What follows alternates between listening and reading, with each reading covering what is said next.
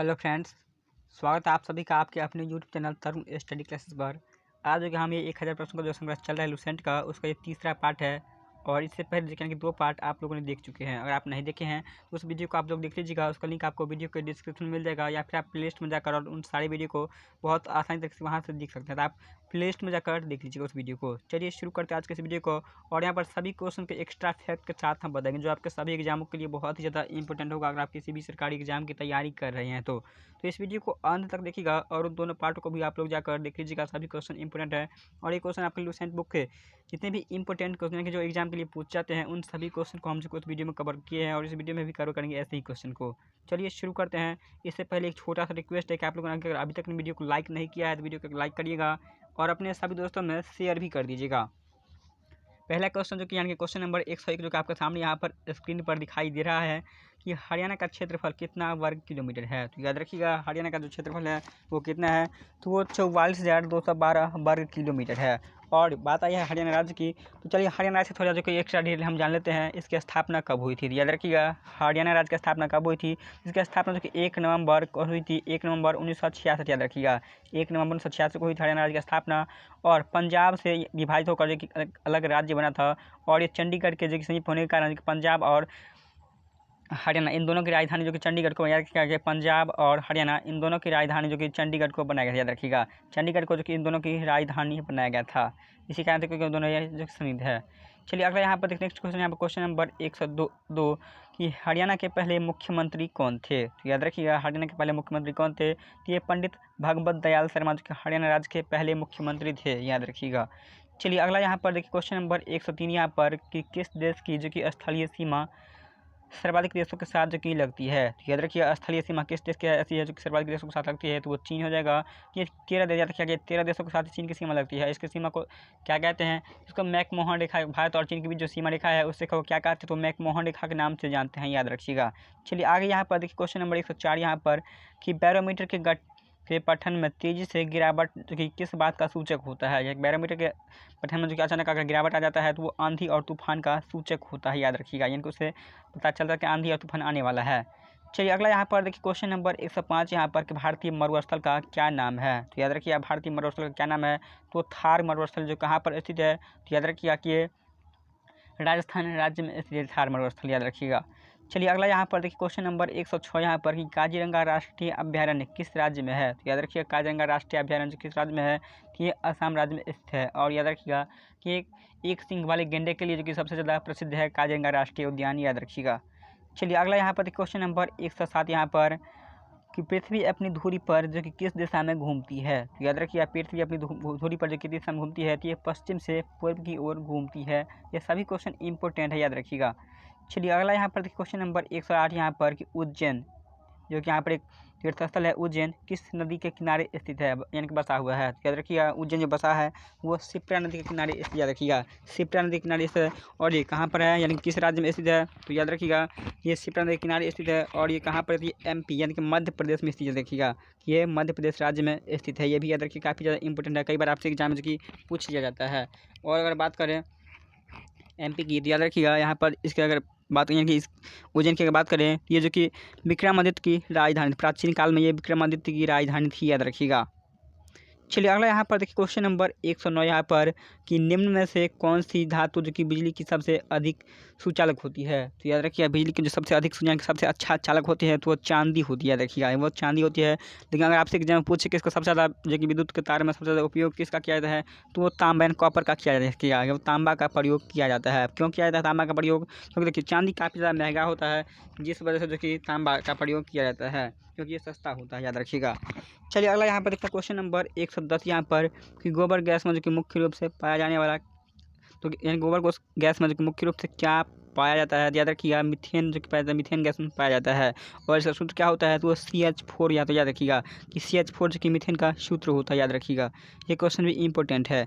अगला यहाँ पर देखिए क्वेश्चन नंबर 111 यहाँ पर कि स्वतंत्रता मेरा जन्मसिद्ध अधिकार है और मैं इसे लेकर ही रहूँगा, ये किसने कहा था। ये क्वेश्चन भी काफ़ी ज़्यादा इंपॉर्टेंट है और कई बार एग्जाम में रिपीट भी हुए हैं कि स्वतंत्रता मेरा जन्मसिद्ध अधिकार है और मैं इसे लेकर रहूँगा, यह किसने कहा था। तो ये लोकमान्य के नाम से जो कि किसे जाना जाता है, तो ये बाल गंगाधर तिलक को जानते, याद रखिएगा। लोकमान्य का ऑप्शन में यहाँ पर दिया है तो आपको लोकमान्य लगाना है, वैसे आपको बाल गंगाधर तिलक जो कि ऑप्शन में मिलेगा, तो ऑप्शन में आपको वो वाला आंसर लगाना है, याद रखिएगा।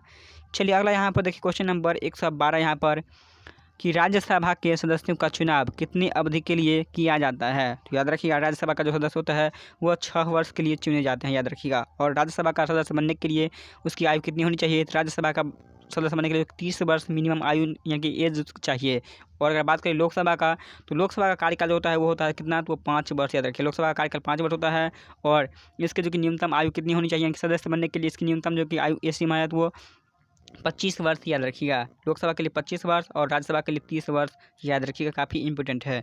आगे यहाँ पर देखिए और यहाँ पर एक और जो याद रखिएगा कि राज्यसभा को जो उच्च सदन कहा जाता है, याद रखिएगा। राज्यसभा को जैसे 6 वर्ष कार्यकाल होता है तो इसको उच्च सदन कहा जाता है।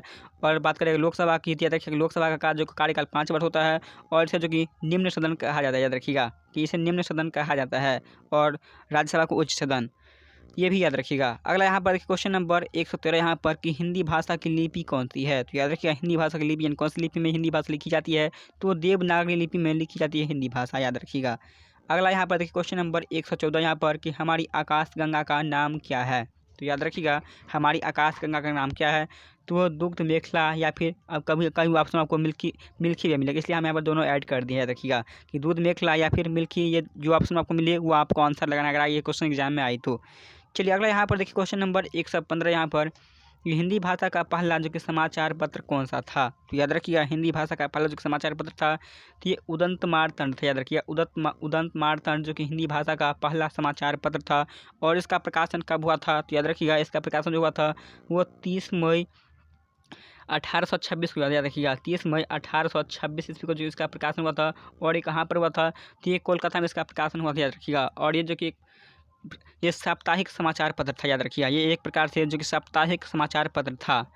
चलिए अगला यहाँ पर देखिए क्वेश्चन नंबर 116 यहाँ पर कि तुलसीदास कृत रामचरित यानी कि रामचरित लेखक कौन है, तो वो तुलसीदास, रामचरितमानस के लेखक यहाँ तुलसीदास हैं। तो रामचरितमानस जो कि हिंदी भाषा की किस बोली में लिखी गई थी, तो याद रखिएगा रामचरितमानस की लिखी गई थी वो तुलसीदास के द्वारा, वो अवधी भाषा में लिखी गई थी। और दोस्तों याद रखिए अगर यहाँ पर बात करें केवल रामचरित की, यहाँ पर ये मानस ना देकर और अगर डायरेक्ट यहाँ पर रामचरित दे दे तो आपको क्या आंसर लगना, याद रखिएगा। अगर यहाँ पर दे दे केवल रामचरित तो याद रखिएगा कि रामचरित के जो लेखक हैं वो कौन है, तो वो संध्याकर नंदी, याद रखिएगा वो संध्याकर नंदी, याद रखिएगा। ये क्वेश्चन भी काफ़ी ज़्यादा इंपॉर्टेंट और काफ़ी लोग यहाँ पर कन्फ्यूज हो, यहाँ पर आपको सभी लगभग यहाँ पर 70% लोग जो कि यहाँ पर लगा देते हैं तुलसीदास ही लगा देते हैं, लेकिन याद रखिएगा संध्याकर नंदी आपको याद रखना है। अगर रामचरित के बारे में पूछे तो याद रखिएगा कि रामचरित के बारे में जो संध्याकर नंदी और रामचरितमानस के बारे में अगर पूछे तब आपको यहाँ पर लगाना है तुलसीदास। तो इन दोनों क्वेश्चन को अच्छे तरीके से याद रखिएगा, यहाँ पर अब एग्जाम में अगर आए तो आप लोग भी यहाँ पर कन्फ्यूज नहीं करना है। चलिए आगे यहाँ पर देखिए क्वेश्चन नंबर 117 यहाँ पर कि हरियाणा के राज्य कवि कौन कहलाते हैं। याद रखिएगा हरियाणा के राज्य कवि कौन कहलाते हैं, तो वो उदय भानु सिंह हंस कहलाते हैं, याद रखिएगा उदय भानु हंस जो कि हरियाणा के राज्य कवि कहलाते हैं। अगला क्वेश्चन यहाँ पर देखिए क्वेश्चन नंबर 118 यहाँ पर कि आधुनिक ओलंपिक खेलों की शुरुआत कब और कहाँ से हुई थी। तो याद रखिए आधुनिक ओलंपिक खेलों की जो शुरुआत हुई सबसे पहले वो जो कि एथेंस जो कि यूनान में स्थित है वहाँ पर हुई थी। और कब हुई थी, 1896 में हुई थी, याद रखिए। ओलंपिक खेल जो कि 4 वर्षों के अंतराल पर होता है, याद रखिएगा। अगला यहाँ पर देखिए क्वेश्चन नंबर 119 यहाँ पर कि भारत ने किस खेल में जो कि ओलंपिक खेलों में 8 बार स्वर्ण पदक जीता था। तो याद रखिए भारत में ओलंपिक में हॉकी में जो कि 8 बार जो कि स्वर्ण पदक जीता था। और हॉकी के जादूगर के नाम से किसे जाने जाते हैं, ये आप सभी यहाँ पर कमेंट में लिखिएगा। ये आज का क्वेश्चन जो कि आप लोगों के लिए रहा कि हॉकी का जादूगर किसे कहा जाता है, इनके बारे में थोड़ा डिटेल अगर आपको पता होगा तो ज़रूर लिखिएगा कमेंट में। हॉकी के जादूगर के बारे में यानी कि किसे कहा जाता है ये ज़रूर लिखिएगा। चलिए अगला यहाँ पर देखिए क्वेश्चन नंबर 120 यहाँ पर कि भारत ने आखिरी बार जो कि हॉकी में स्वर्ण पदक कहाँ और कब जीता था। तो याद रखिएगा भारत ने आखिरी बार जो कि स्वर्ण पदक कहाँ जीता था और कब जीता था, तो ये 1980 में जो जीता था और ये मैक्सिको में जो हुआ था, शायद मास्को में, वहाँ पर इन्होंने जो कि 1980 में जीता था, याद रखिएगा। चलिए अगला यहाँ पर देखिए क्वेश्चन नंबर 121 यहाँ पर कि ओलंपिक खेलों का आयोजन कितने वर्षों के बाद होता है। ये हम आपको बता चुके हैं और तो ये 4 वर्षों के बाद जो कि ओलंपिक खेलों का आयोजन होता है, याद रखिएगा। अगला यहाँ पर देखिए क्वेश्चन नंबर 122 यहाँ पर कि अंतर्राष्ट्रीय ओलंपिक समिति का मुख्यालय कहाँ स्थित है। तो याद रखिएगा अंतर्राष्ट्रीय ओलंपिक समिति का मुख्यालय कहाँ पे स्थित है। तो ये लुसान में स्थित है, जो कि यहाँ पर लुसान कहाँ है, ये स्विट्जरलैंड में स्थित, याद रखिएगा ये स्विट्जरलैंड में स्थित है। अगला यहाँ पर देखिए क्वेश्चन नंबर 123 यहाँ पर क्वेश्चन नंबर 123 कि सन 2012 में ओलंपिक खेल कहाँ पर हुए थे। देखिए ओलंपिक से जो कि अभी बहुत ज़्यादा क्वेश्चन एग्जाम में पूछ जा रहे हैं, क्योंकि यहाँ पर ये करंट में जो कि बहुत ट्रेंडिंग टॉपिक चल रहा है ओलंपिक खेलों को लेकर। तो ओलंपिक के बारे में जो कि हम डिटेल में वीडियो बना चुके हैं, अगर आपने उस वीडियो को नहीं देखे हैं तो उसका लिंक आपको जो कि एक प्लेलिस्ट बना हुआ है उस पर जाकर देख सकते हैं, या फिर वीडियो के डिस्क्रिप्शन में भी उसका लिंक मैं दे दूँगा, वहाँ से भी आप देख सकते हैं। यहाँ पर देखिए ओलंपिक 2012 की बात कर रहा है, तो ये कहाँ पर हुआ था, ये लंदन में हुआ था, और ये आपको पता है कि 4 वर्षों के अंतराल पर होता है। तो इसके बाद कब हुआ थी, 2016 में हुआ था, याद रखिए ये उसके बाद जो कि 2016 में हुआ था। और 2016 का ओलंपिक कहाँ पे हुआ था, तो याद रखिएगा कि ये रियो डी जेनेरियो में हुई थी 2016 का ओलंपिक, याद रखिएगा। और उसके बाद जो कि 2020 में हुआ था, हालांकि 2020 में तो नहीं हुआ, बल्कि यहाँ पर ये कोरोना कारण से रोक दिया गया था, और 2021 में हुआ। तो ये जो कि टोक्यो ओलंपिक के नाम से जाना गया, क्योंकि ये जापान में हो, याद रखिएगा ये टोक्यो ओलंपिक 2020 वाला जो कि जापान में हुआ था। जापान की राजधानी कहाँ है, ये टोक्यो है। और टोक्यो में जो कि 2020 का ओलंपिक खेल हुआ था, याद रखिए, यानी कि 2021 में जबकि ये हुआ। और अगर बात करें 2024 का, अब यहाँ पर अगला कब होगा, ये 2024 में होगा। 2024 में कहाँ पे होगा, तो याद रखिएगा कि ये पेरिस में होगा, याद रखिएगा। ये क्वेश्चन जरूर याद रखिएगा, क्योंकि अभी ये 4 साल एग्जाम जो कि पूछ जाएंगे कि और ओलंपिक से अगर रिलेटेड कोई क्वेश्चन पूछ जाते हैं तो यहाँ पर ओलंपिक 2024 कहाँ पे होगा, तो याद रखिएगा कि ये पेरिस में होगा। चलिए अगला यहाँ पर देखिए क्वेश्चन नंबर 124 यहाँ पर कि ओलंपिक ध्वज में कितने गोले होते हैं। तो याद रखिएगा ओलंपिक ध्वज में कितने गोले होते हैं, 5 गोले होते हैं, याद रखिएगा। चलिए अगला यहाँ पर नेक्स्ट क्वेश्चन देखते हैं, क्वेश्चन नंबर 125 यहाँ पर कि एक ओलंपिक में जो कि सर्वाधिक स्वर्ण पदक जीतने वाला खिलाड़ी कौन है। तो याद रखिए एक ओलंपिक में जो कि सर्वाधिक स्वर्ण पदक जीतने वाले खिलाड़ी कौन है, तो वो जो कि माइकल फेल्प्स हो जाएंगे, याद रखिएगा माइकल फेल्प्स हो जाएंगे, याद रखिएगा। ऑप्शन यहाँ पर अगर एग्जाम आपको रहे तो ऑप्शन में लगाना है माइकल फेल्प्स, आंसर लगाना है, याद रखिएगा। चलिए अगला यहाँ पर देखिए क्वेश्चन नंबर 126 यहाँ पर कि सन 2020 में ओलंपिक खेल कहाँ हुए थे। चलिए हम जो कि बता चुके हैं कि टोक्यो में हुआ था, यानी कि जापान में हुआ था, जो कि 2021 में हुआ है, याद रखिएगा। जो कि जुलाई 2021 के जुलाई में शुरू हुआ था और अगस्त में ये समाप्त हुआ था, यानी कुल मिलाकर ये 15 या 16 दिन जो कि टोक्यो ओलंपिक चला था 2021 वाला, यानी 2020 वाला।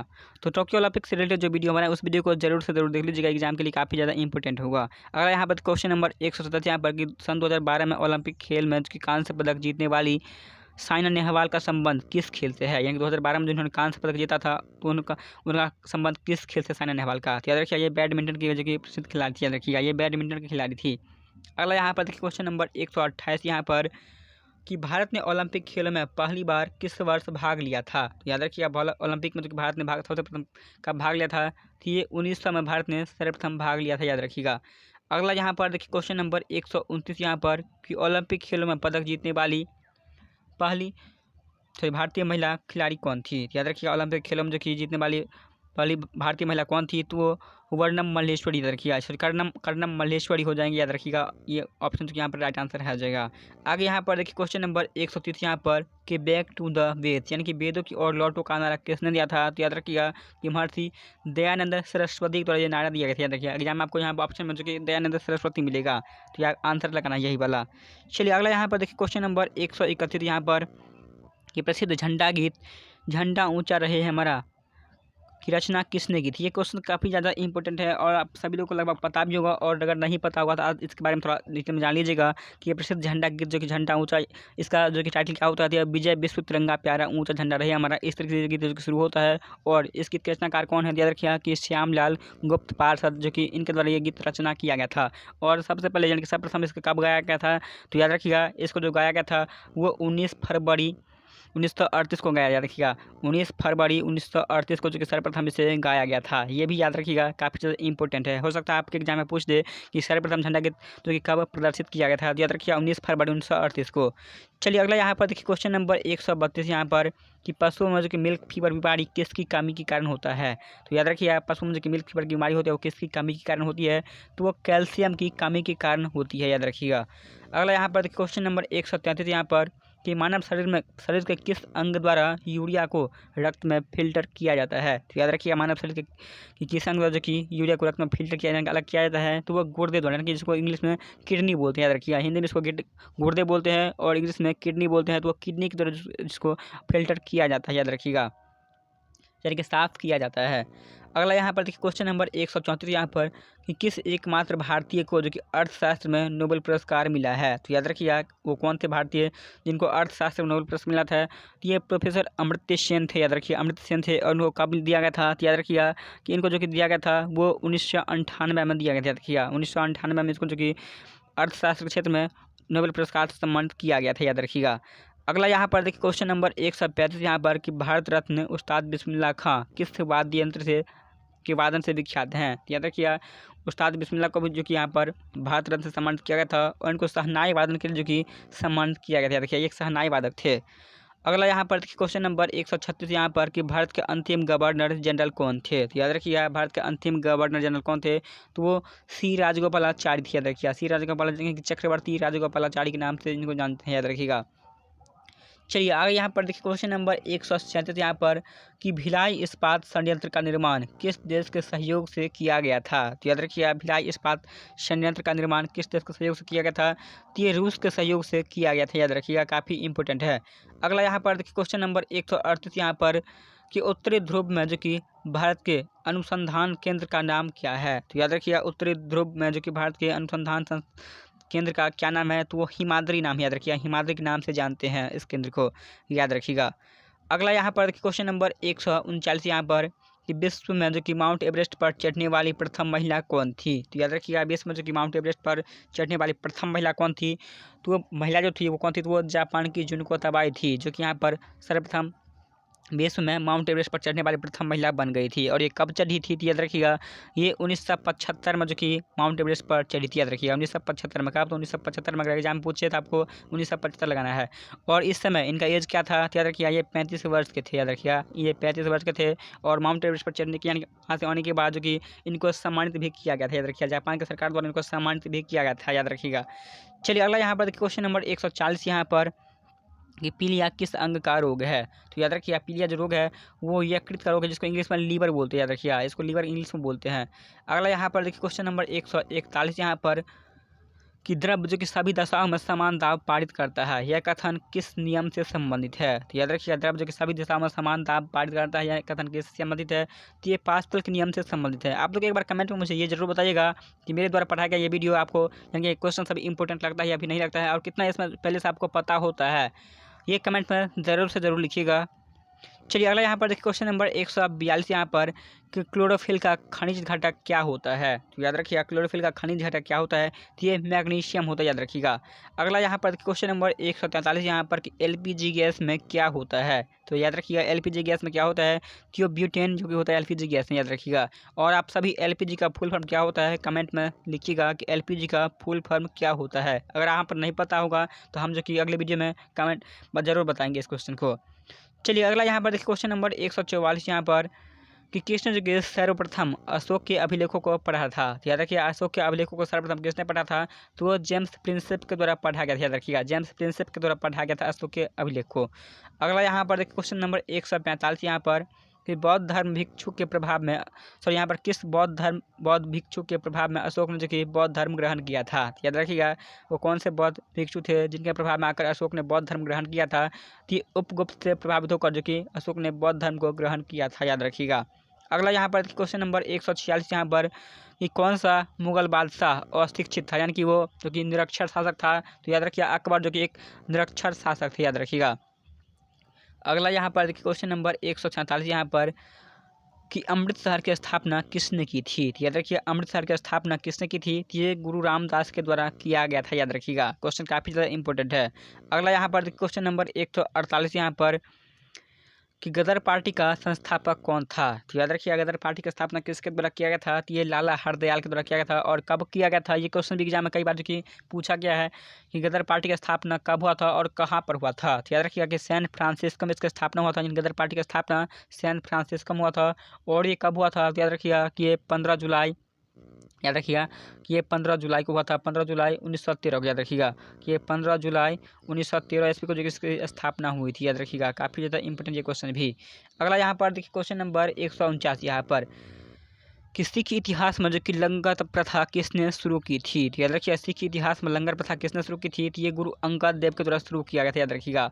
और सिख धर्म को जो कुल कितने गुरु हुए थे। तो याद रखिए सिख धर्म में जो कुल यहाँ पर 10 गुरु हो दिया रखिएगा। सिख के 10वें गुरु कौन थे? तो वो गुरु गोविंद सिंह थे। सिख धर्म के 10वें एवं अंतिम गुरु जो कि गुरु गोविंद सिंह थे। इन्होंने खालसा पंथ की स्थापना की थी। क्वेश्चन एग्जाम में कई बार जो कि पूछा जाता है कि खालसा पंथ की स्थापना किसने की थी? तो याद रखिए ये गुरु गोविंद सिंह के द्वारा किया गया था। और सिख धर्म के जो कि स्थापना यानी संस्थापक या पहले गुरु कौन थे? तो याद रखिएगा वो गुरु नानक जिन्होंने सिख धर्म की स्थापना या शुरुआत की थी। याद रखिएगा। अगला यहाँ पर क्वेश्चन नंबर 150 के इस वीडियो का अंतिम क्वेश्चन होगा कि सबसे प्राचीन वेद कौन सा है? तो याद रखिएगा सबसे प्राचीन वेद कौन सा है? तो यहाँ पर ऋग्वेद हो जाएगा जो कि सबसे प्राचीन वेद है। और वेद कितने हैं? याद रखिए वेद जो कि वेद 4 हैं। याद रखिएगा काफ़ी ज़्यादा इंपॉर्टेंट ये क्वेश्चन था। तो आज के ये मोस्ट इंपॉर्टेंट जो कि 50 क्वेश्चन कंप्लीट हो चुके हैं। आप लोग को ये वीडियो कैसा लगा कमेंट में ज़रूर से लिखिएगा। अगर आपको ये वीडियो पसंद आए तो वीडियो को लाइक करिएगा, अपने फ्रेंड्स के पास शेयर करिएगा। अगर आपके मन में किसी क्वेश्चन पर कोई डाउट है तो आप मुझे कमेंट में ज़रूर से ज़रूर लिख सकते हैं। आप चैनल को सब्सक्राइब ज़रूर से ज़रूर कर लीजिएगा। मिलते हैं फिर अगले वीडियो में, तब तक के लिए आप लोग अपना ख्याल रखिएगा।